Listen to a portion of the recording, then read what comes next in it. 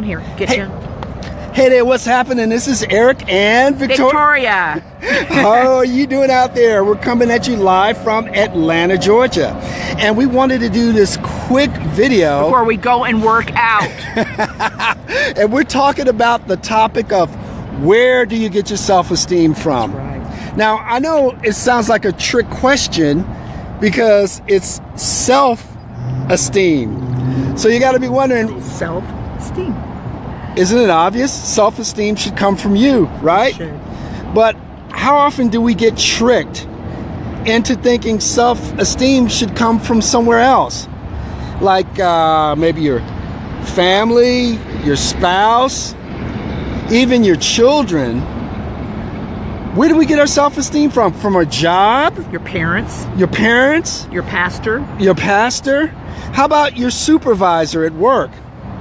Well, Victoria has a little story about that, about attaching self-esteem to a supervisor at work.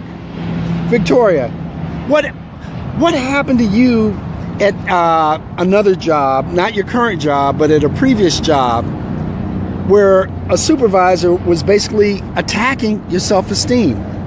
Well, I've always been in sales. Sales is what I've always done. I've always done commission sales. I've always been in sales.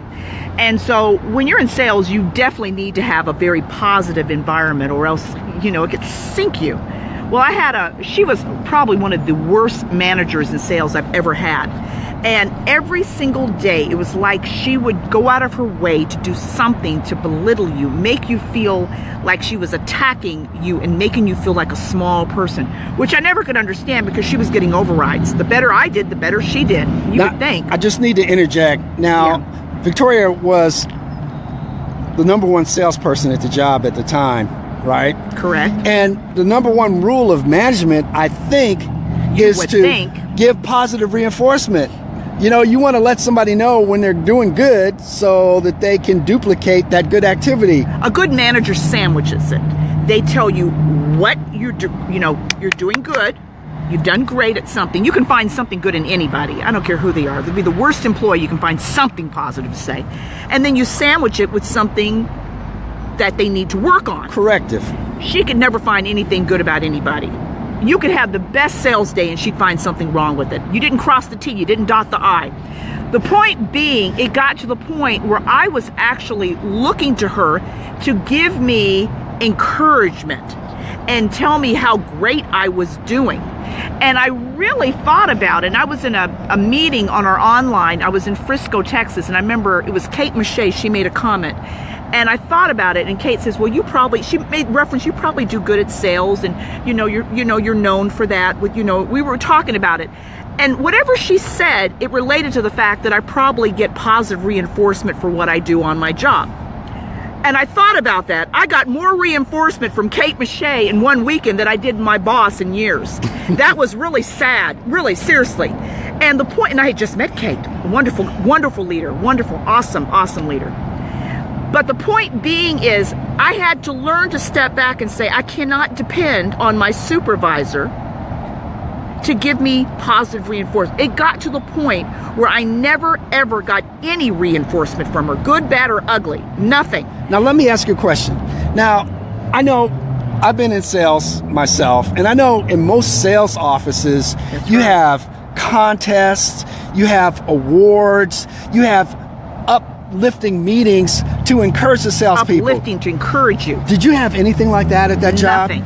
No? And the point being, we're in a hurry. The point being is, it's not so much this person never complimented me. That's not what I'm trying to say. I wasn't fishing for that. The point is, if you're in an environment personally right now where you don't have encouragement from your spouse, you don't have encouragement from your children, you don't have encouragement from your parents, your employer doesn't give you encouragement, nobody ever, you might even have an upline that doesn't even notice what you're doing. Wow. The point is, you need to find it within yourself to say, I'm going to be the best me I can be, regardless what they say. And you know what? In the end, the results are going to be your success within yourself personally, when you make your sales, when your business starts to expand and grow, and your bank account. Wow. And in your investments. That's the bottom line. You know what? talk is cheap, but talk does make a difference. But in all honesty, if you never get any encouragement from somebody, start encouraging yourself. Start saying, you know what? I'm going to get good at this. I'm going to get great at this. I'm the best me I can be.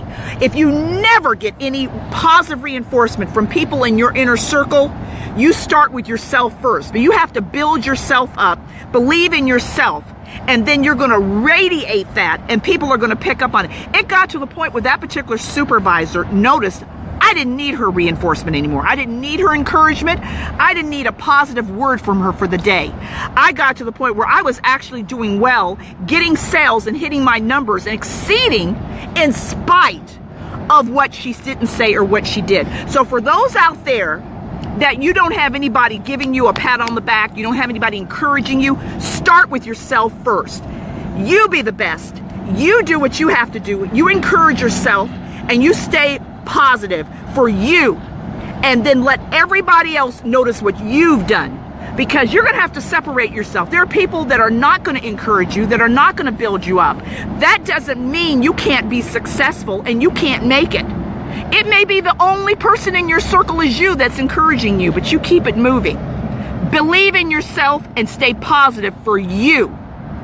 Yes, your state of mind is the number one asset you have. That's right. If you don't have a state of mind, you're like the elephant that's being held back by a little thin string, and this huge elephant can't move because mentally they feel like that string is like a huge chain. And it got to the point whenever I would see Eric after work, I felt beaten down.